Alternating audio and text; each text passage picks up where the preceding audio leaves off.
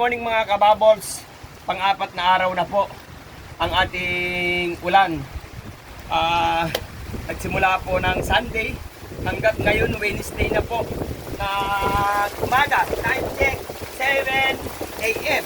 So paandarin din po natin ang makina para hindi po malulobot ang battery sa ating pagdidrain. Start.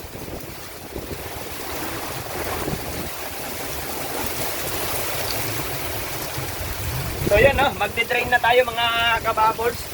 Napakalakas na po ng ulan.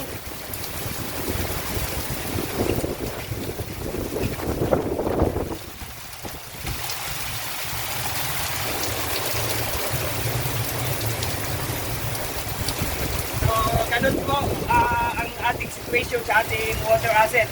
Kaya ingat-ingat pa rin tayo, lahat ng mga kababols ko dyan, lahat ng ating mga kababayan. Tuloy-tuloy po ang ulan, tuloy-tuloy din po ang baha.